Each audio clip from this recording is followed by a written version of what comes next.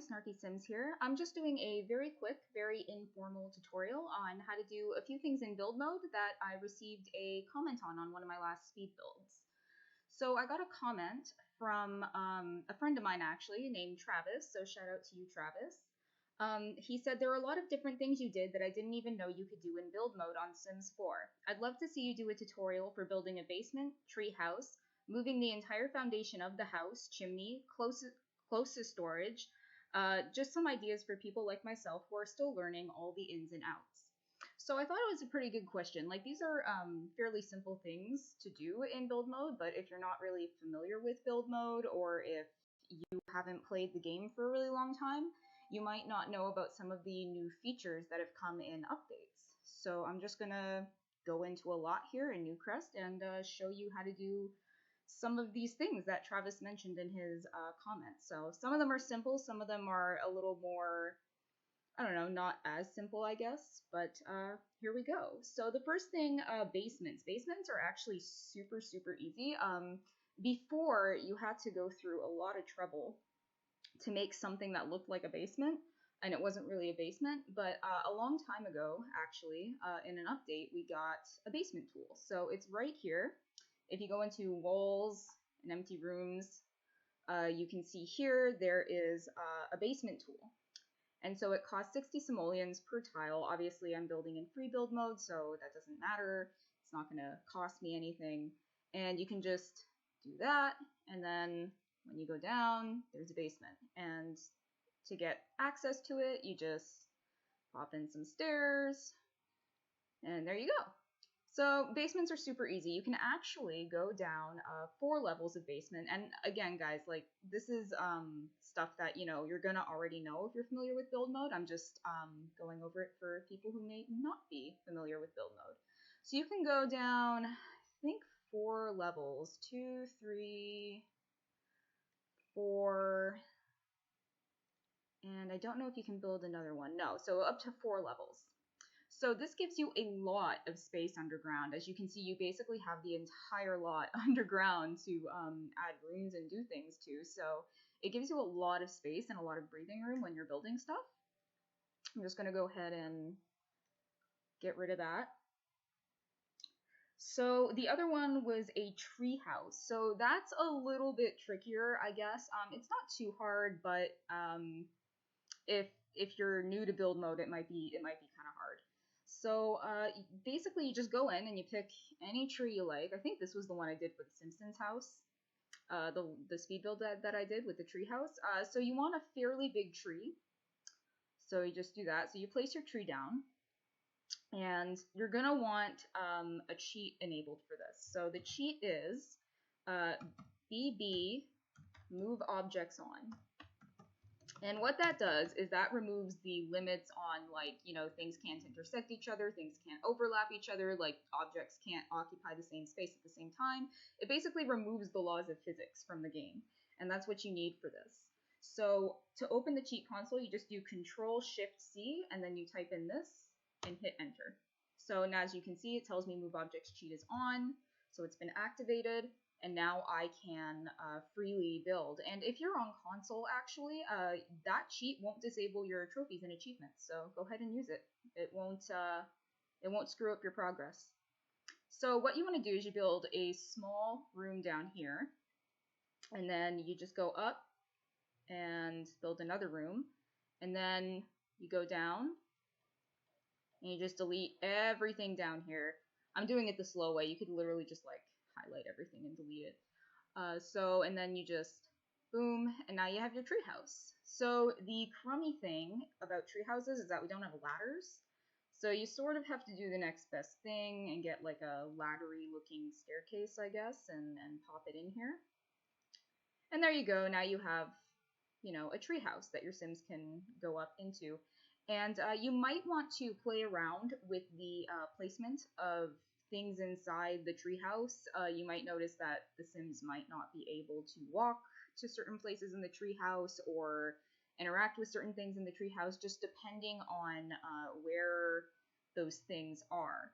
So if I go to activities and skills and I put a chessboard like right smack dab in the middle of this tree trunk, chances are Sims aren't going to be able to use this, right? So, just put it like, just kind of be mindful of the branches and play test your tree houses. Definitely play test them beforehand, because if you don't, you might run into some issues with tree houses. So I'm just going to X that out now. So moving the entire foundation of a house. So that is also really easy to do. I'm assuming Travis is talking about like moving like the entire house essentially. So here we go. There's a couple things he might be meaning here, so I'm going to go over them all. And of course, when I do a tutorial on how to do things in build mode, I suddenly forget how to do simple things in build mode. Isn't that funny? So anyway, here we are. We've got, I guess a house-ish. Just gonna pop a little roof on there. There, now it sort of looks like, the basic shape of a newbie box house. So what we want to do to get a foundation on this is actually click on any room in the house. So if you've already done your layout and everything and like you're basically finished the house, you can still do this. Just click on any room inside the house and you'll get this little bar here. So before a recent update that added terrain tools, the foundations were found in this section here. They are no longer there. So now you have to click on here, and the reason for that is because you have more freedom with your foundations. As you can see, I am dragging my foundation up to an absolutely ridiculous height. I think that's the highest foundation you can possibly have. I can't imagine anyone needing a foundation that high, but if you want to, you can. So you just drag out your foundation any way you want. The issue with foundations is anything attached to the house has to be the same foundation height. It'll just, if it's attached, you can't make different foundation heights for like your living room versus your kitchen or whatever. However, if you have like, a separate structure on the lot, like an outhouse or a shed or something like that, that you can move separately, independently of the rest of the foundation. So if you want to take the entire house along with the foundation and move it, that's very simple to do. You just go up here to move lot and house, and you go move house or move lot. So move lot will move everything on the lot, including terrain paint and outdoor tiles, outdoor objects, like the entire lot as a whole will move. If you just want to move the house, only the structure you have selected will move. So I've selected this structure, and now I can like move it here. And again, you select it, you just hit move, and you just take it wherever you want and plop it down. I can do this separately because these aren't attached. Anything that is attached will move together. So you can't, again, you can't do that with like your living room versus your kitchen or anything like that. So I'm just going to get rid of that. Chimneys. So chimneys are super, super easy, actually. Chimneys are sort of makeshift in the game. There aren't really like chimneys per se, but I'm gonna walk you through how to make something that looks like a chimney. So one thing I really like about The Sims 4 that bothered me a lot in past Sims games is fireplaces are decor now. So they don't like, they're not like built into the wall. You don't need to find like a spot for the whole chimney to go up every time you place one. It doesn't screw up the layout of your house to place down a fireplace anymore because it's just a decor piece. So if you don't want a chimney there, or if, it doesn't matter. Logic doesn't matter. You can just put it wherever you want. So I really like that. However, for realism, sometimes people do like to add chimneys. So the way you do that is by building tiny little rooms that look like chimneys. So what I'm going to do here is, obviously this is a fairly large fireplace, so I'm going to do a fairly large chimney to go with it to match the size of the fireplace. And what I can do is I can do this and make a chimney, and really that's all you do. It's that simple. You just make a tiny little rooms to make it look like a chimney. And if you want to add a top piece, there are numerous decor chimneys here. And so basically you just go in and you find one that works for you. So I'm just going to grab this one because it looks kind of like wide and narrow, which is sort of the shape of my chimney here. And if that looks like funny to you, I like to put in some